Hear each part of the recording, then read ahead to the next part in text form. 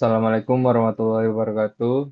Eh, di sini kami akan mempresentasikan tentang ide dari perusahaan kami yang bernama Lifeline yang bergerak di bidang energi yang terbarukan.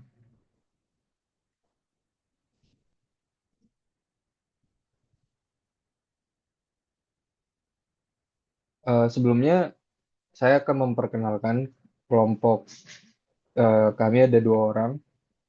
Yang pertama itu saya Muhammad Garan Renazi, NIM saya 4222101003.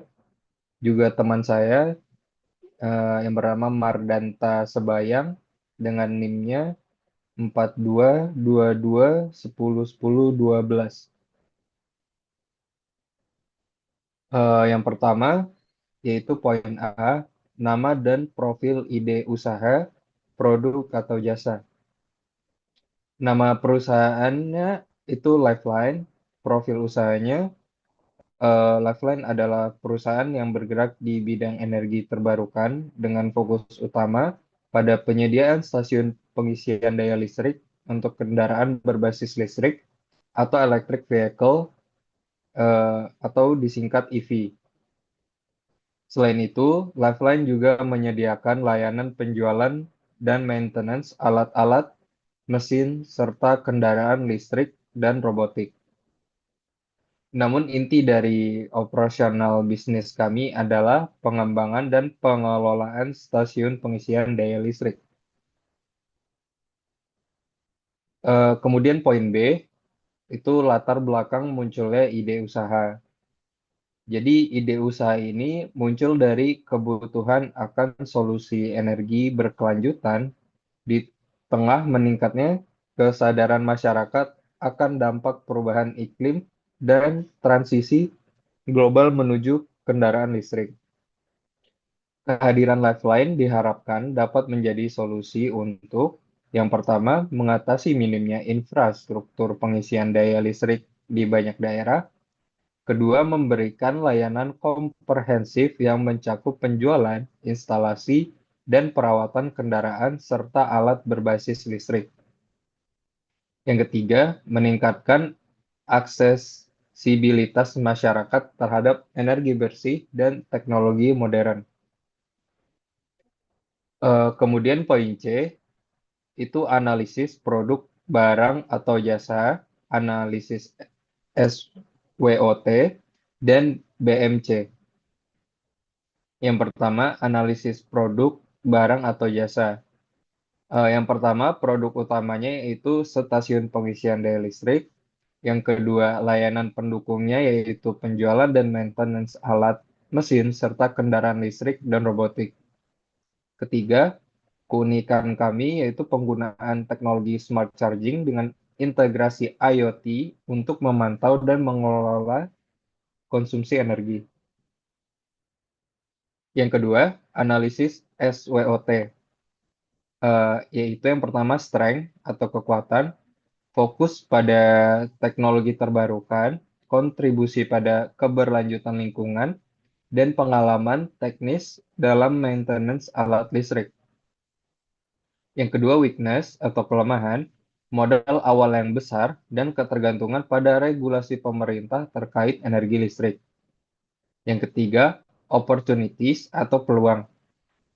Peningkatan jumlah kendaraan listrik di pasar dan dukungan pemerintah untuk infrastruktur hijau.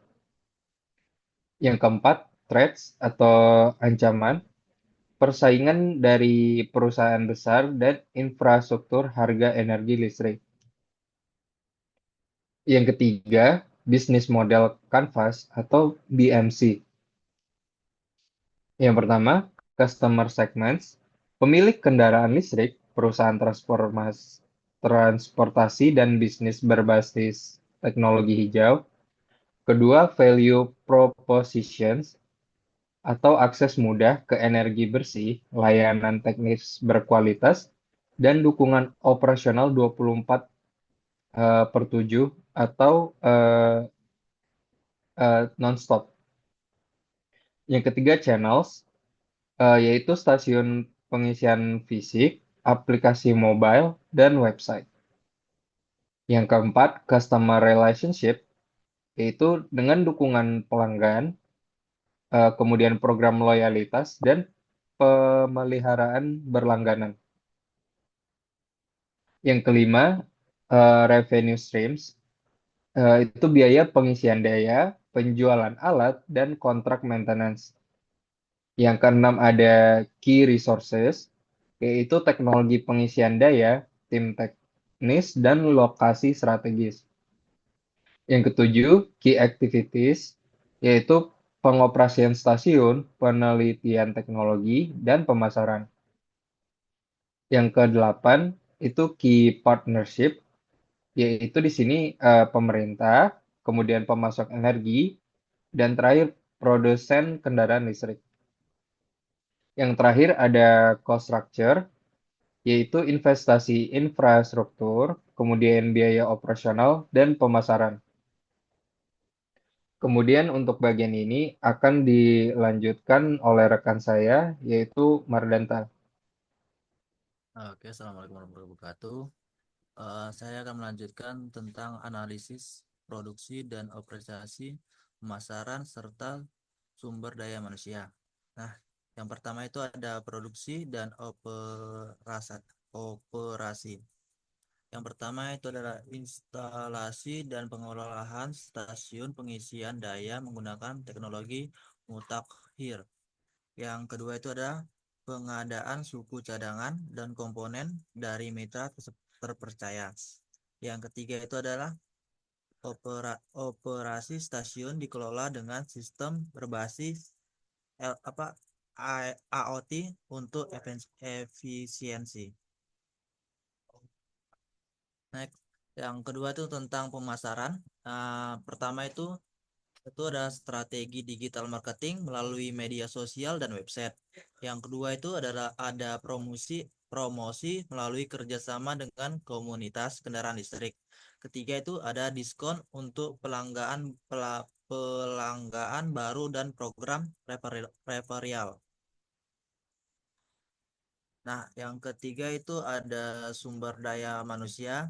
Itu ada pertama itu ada tim teknis, itu ada engineer dan teknisi maintenance. Yang kedua ada tim pemasaran, itu ada digital marketing, spesialis dan sales. Yang ketiga manajemen operasional, itu ada supervisor stasiun dan tim IT. Selanjutnya saya akan bacakan aspek keuangan dan kelayakan usaha. Itu ada pertama itu ada harga pokok produksi atau HPP. Itu HPP menghitung biaya per kWh untuk stasiun pengisian daya termasuk biaya energi, perawatan, dan depresiasi alat. Yang kedua itu ada laporan laba rugi. Itu biasanya proyeksi 1 tahun. Itu pertama itu ada pendapatan, biaya pengisian daya, penjualan alat. Yang kedua ada biaya operasional, itu seperti gaji, sewa lokasi, dan perawatan alat. Laba bersihnya itu ada pendapatan dan biaya operasional. Selanjutnya, selanjutnya ada break. Lanjutin ketiga itu ada break even point atau BEP. BEP itu total biaya tetap atau harga per kWh, biaya variabel per kWh. Yang keempat ada laporan keuangan. Arus kas menunjukkan yang pertama itu ada arus kas menunjukkan stabilitas usaha dan investasi awal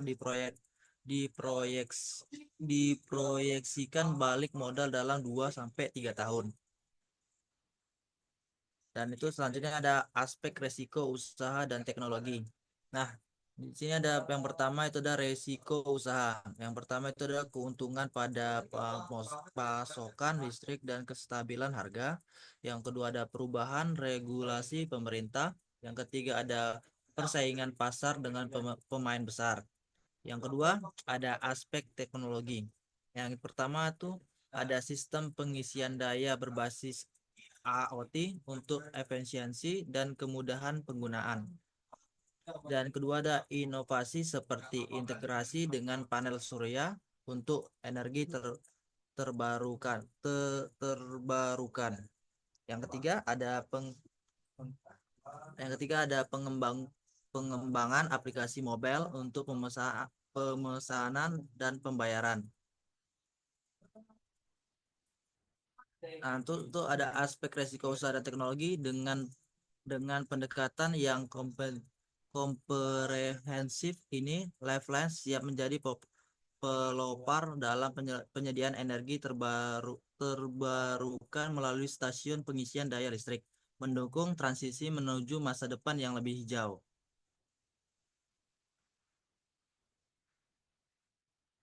Selanjutnya, Oke, sekian dari presentasi kami. Apabila ada kekurangan dan kesalahan kami mohon maaf. Saya Muhammad Garan Renazi dan teman saya Mardanta Simbayang eh, mengucapkan terima kasih telah eh, memperhatikan presentasi kami. Eh, Kami akhiri presentasi ini, kurang lebihnya kami mohon maaf. Assalamualaikum warahmatullahi wabarakatuh. Kemudian yang terakhir, di sini ada link untuk iklan seperti poin G dan H, yang kemudian nanti saya akan letakkan di deskripsi video. Sekali lagi terima kasih. Assalamualaikum warahmatullahi wabarakatuh.